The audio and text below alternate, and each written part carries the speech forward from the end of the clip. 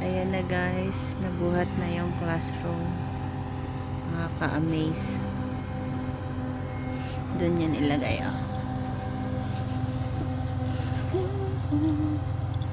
Ayan. Doon, tatabi dyan. Sa taas na yan. Oh my God. Nakakatawa lang. Imagine mo, classroom.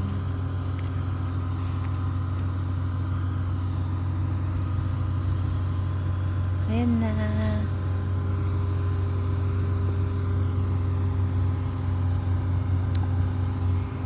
Hinay-hinay, ibababa. Hinay-hinay.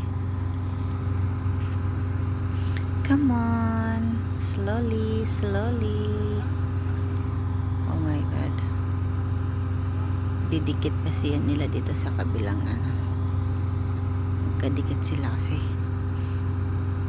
Kailangan pa yan lagyan ng broiler para sa heater tsaka aircon connection, kaya kailangan magkadikit sila.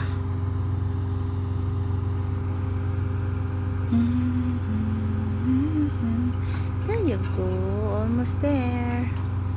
Slowly, slowly.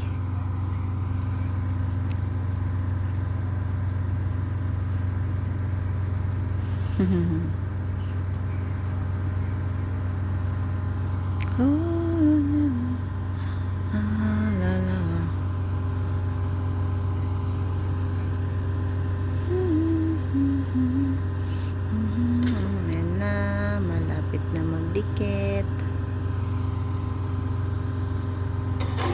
Hallelujah, almost there. Come on.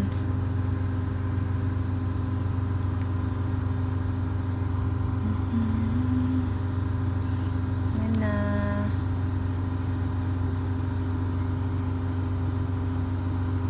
Ang dami nila mga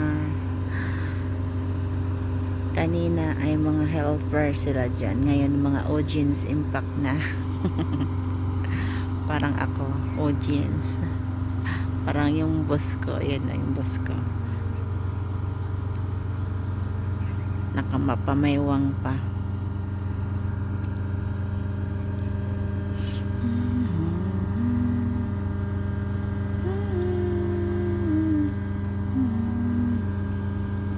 Namaya ibababa na nila yan. Ayos yan. Fix ang gusto. Dikit-dikit na gusto. Sige, dikit, dikit, dikit. Kailangan kasi sila maging close.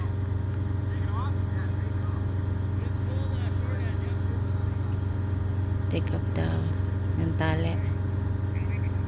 Ayan.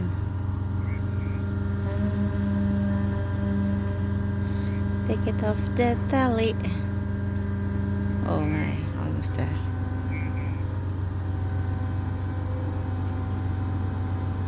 Holy moly.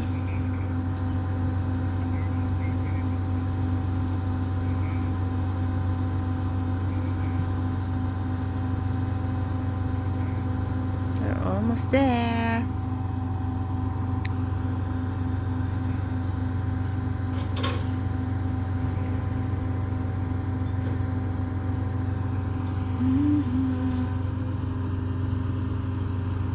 It's just amazing.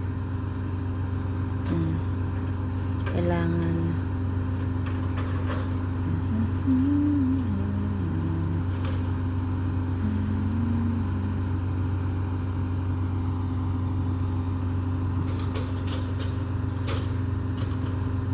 ito yung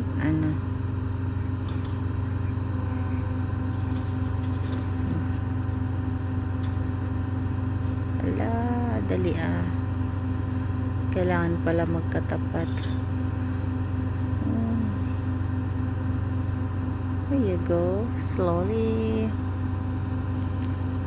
Yan na, touchdown na. may space pa rin konti pala sa gilid. At galing, no?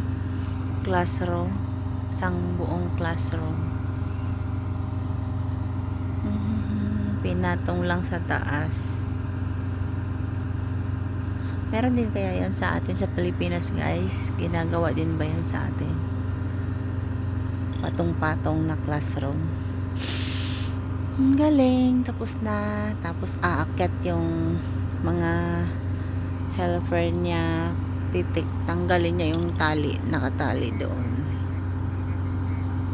sa crane para tatanggal yung crane. I mean yung yung tawag dyan, I don't know.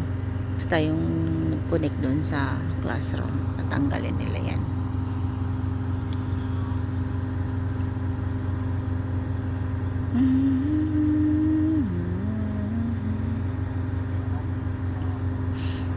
Ganyan lang siya, guys. Ipatong lang. Tapos lalagyan lang nila ng screw. Malaking screw. Imagine mo yun. Ganyan lang. Tapos lalagyan ng malaking screw. Para yan lang ang pinaka foundation niya na hindi hindi siya ang tawag nito, pag may malakas na tornado, hindi siya basta-basta matanggal dyan sa taas. Screw lang nila.